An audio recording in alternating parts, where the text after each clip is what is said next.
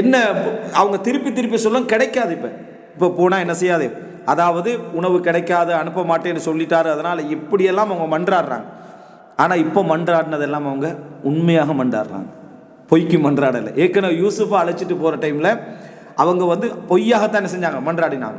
இப்போ உண்மையாக மன்றாடுறாங்க, உண்மையாக பாதுகாக்க முயற்சி எடுக்கிறாங்க, உண்மையாக நடிக்க. அல்லாஹ்வுடைய உதவி வராது.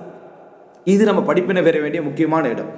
நம்ம எங்கேயாவது ஒரு இடத்துல அநியாயம் செய்திருந்து, எங்கேயாவது கேவலமாக நடந்திருந்து, மோசமாக நடந்திருந்து, அல்லாஹ் பாதுகாத்திருப்பான்.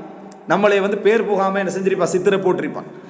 ஆனால் நாங்கள் அதுக்கிடையில் எங்களை திருத்தி தௌபா செய்யாமல் மோசமானவர்களாக இருந்திருந்தா அதே மாதிரி நீங்கள் ஒரு சிச்சுவேஷன் ஒன்று வரும். அங்கே நீங்கள் உண்மையாளர்களாக இருப்பீங்க, அந்த கேவலத்துக்கு போய்க்க மாட்டீங்க, அல்லது அந்த அநியாயத்தை செஞ்சிருக்க மாட்டீங்க, அதை முயற்சி எடுக்க மாட்டீங்க. ஆனால் திடீரென நீங்கள் அப்படி அந்த கேவலத்தை செஞ்சதாக அல்லது அந்த ஒரு அநியாயத்தை செஞ்சதாக ஒரு அவதூறு வரும். அல்லாஹ் தஆலா அதை க்ளீன் பண்ண மாட்டான், சுத்தப்படுத்த மாட்டான்.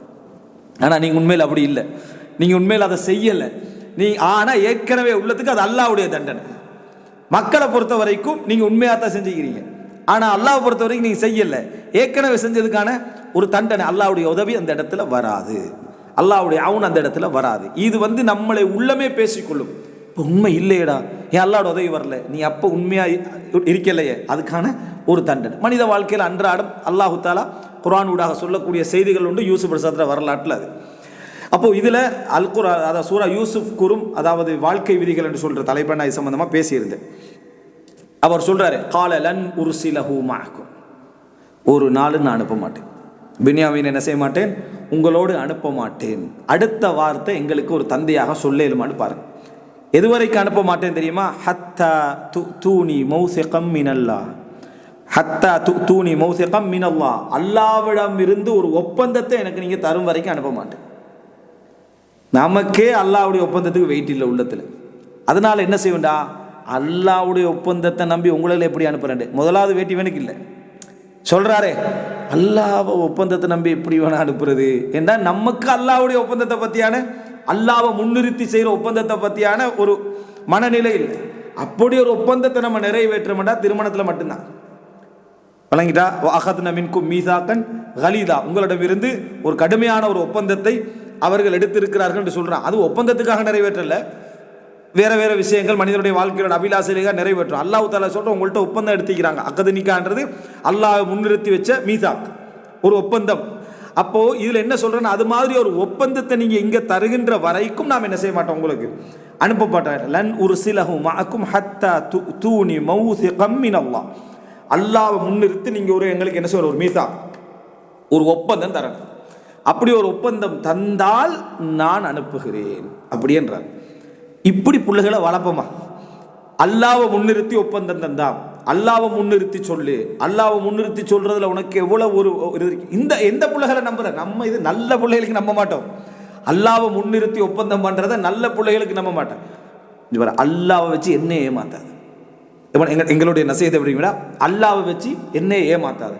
அல்லாஹ் தஆலா நீ இப்போ முரம்பட்ட அல்லாஹ் தஆலா எனக்கு சொல்லி தருவானா? இல்லை, அது நபிமார்களுக்கு வஹி வரும், எங்களுக்கு வராது என்று அவனுக்கு ஒரு ஏத்திச பாடத்தை என்ன செஞ்சிருவோம், எடுத்து சொல்லிடுவோம். நாஸ்திய பாடம் மட்டும் அவனுக்கு எடுத்துருவோம். எடுத்துட்டு தௌஹீதை படிப்பிக்கிற கிதாப தௌஹீத் பாடத்தை உட்கார வச்சுக்கிற அவனை. அப்போது எப்படிப்பட்ட ஒரு மெத்தடில் நம்மளோட நிலைமை இருக்குன்னு பார்த்துங்க. இதில் எப்படி என்ன, ஹத்தா தூனி மௌத், ஒரு புள்ள பாப்பா நான் அல்லாஹ் வச்சு சொல்கிறேன், நான் அந்த மாதிரியெல்லாம் செய்ய மாட்டேன்னு அனுப்பிடணும்.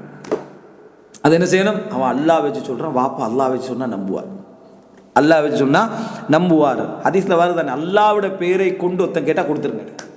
அவங்களை ஏமாத்தினாலும் சரி, நீங்கள் அல்லாஹ்வுக்காக வேண்டி தான் அதை கொடுத்தீங்க, அல்லாஹ்வுடைய வார்த்தைக்காக கொடுத்தீங்க.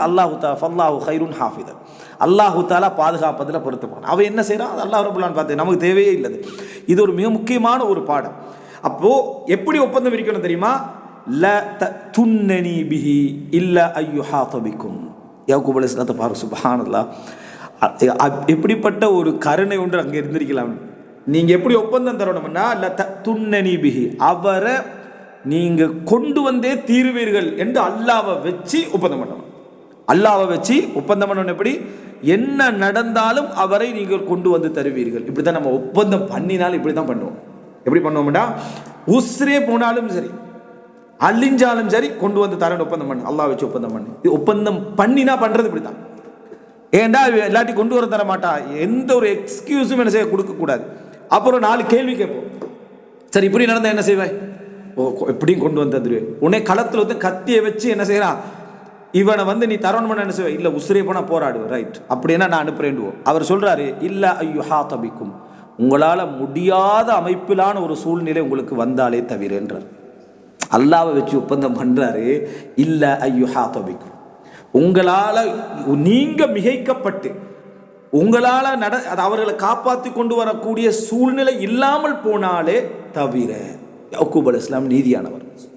இவர்களும் எனது பிள்ளைகள், இவர்களும் எனது பிள்ளைகள், இவருடைய உயிர்களும் முக்கியம், இவருடைய பாதுகாப்பு முக்கியம், இவர்களும் எனக்கு வேணும், இவர்களுக்கு ஒரு ஆபத்து வந்துடக்கூடாது என்ற தந்தை உள்ளத்தால தான் இந்த ஒப்பந்தத்தை என்ன செய்யலாம், எடுக்கலாம்.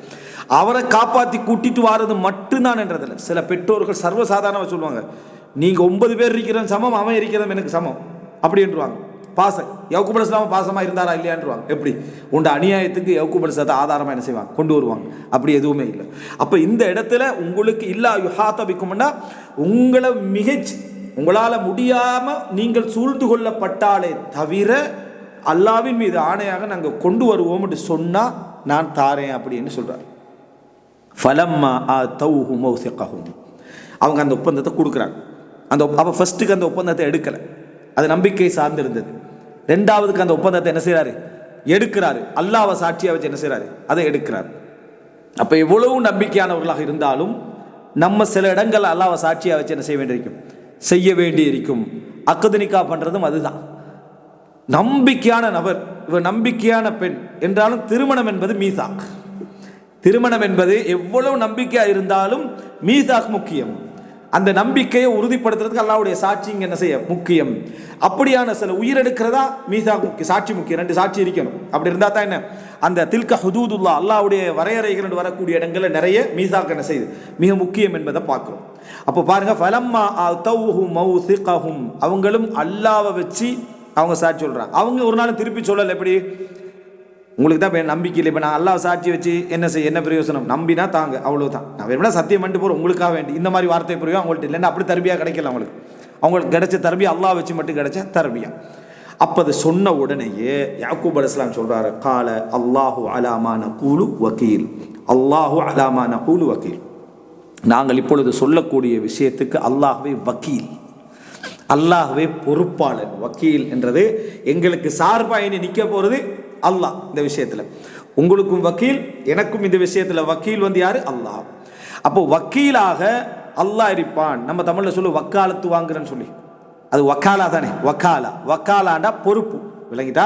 அவருக்கு பதிலாக இவர் பேசுறது, அவருக்கு பதிலாக இவர் பொறுப்பெடுக்க, அதான் வக்காலத்துன்றது. சரியா, அவருக்கு பதிலாக இவர் நிற்குது. இப்போ இவர்களுக்கு பதிலாக இப்போ யார் இனி வக்கீல், அல்லாஹ். சாட்சியெல்லாம் கொடுத்தாச்சு, வக்கீல் யார் இப்போ, அல்லாஹ். அதாவது டோட்டல் அந்த வழக்கும் இப்போ யாரோட கையில் இருக்குது, அல்லாஹ்வுடைய கையில் இருக்குது. அல்லாஹ்வை முன்னிறுத்தி பேசக்கூடிய விஷயங்கள் இதெல்லாம். அப்போ பாருங்க சுப்ஹானல்லாஹ். அதாவது ஃபலம்மா ஆதௌஹு மௌசிகஹும் கால அல்லாஹு அலா மா நகூலு வக்கீல், நாங்கள் இப்போ சொல்கிற விஷயத்தில் அல்லாஹ்வே பொறுப்பாளன்னு சொன்னார்கள். இது மிக முக்கியமாக 3வது படிப்பினை என்பதை நம்ம இந்த இடத்துல புரிந்து கொள்ள வேண்டும். இப்போ அடுத்ததாக, அதாவது ஒரு பிரச்சனை நடந்த ஒரு சூழ்நிலைக்கு பிறகு அதே பிரச்சனை திருப்பி வார நேரத்தில் ஒரு தந்தையுடைய அணுகுமுறை எப்படி இருக்கணும். இதில் வந்து சில பொழுது தாயிட அணுகுமுறை என்ன இருக்கணும் சிலர் கேட்கலாம். தாயிட அணுகுமுறை இதே தான், இதுதான் முன்மாதிரி. ஆனால் அந்த இடத்துல பொறுப்புக்கு நிற்க போகிறது யாரு, தந்தை தான். அதனால தாய் வந்து தந்தையோட தான் என்ன செய்வா, அந்த எல்லா டிஸ்கஷனையும் சொல்லுவா. அப்போ தாயிட டிஸ்கஷன் எப்படி ஆதரவாக இருக்கணும், இதுக்கு சார்பாக என்ன செய்யணும், இருக்கணும். நீங்கள் அவங்கள்ட்ட போய் சத்தியத்தை எடுத்துட்டு இருக்கிறீங்க, பிள்ளைகள் தெரிந்தானே அவங்க பொறாமையில் இருக்கிறவங்க ஏதாவது செஞ்சிருவாங்க என்ற அட்வைஸாக தாயிட்டு என்ன செய்யக்கூடாது, எதுவும் வரக்கூடாது. தந்தையுடைய ஒரு சிறப்பான முன்மாதிரி யாக்கூப் அலைஹிஸ்ஸலாத்துடைய முன்மாதிரி.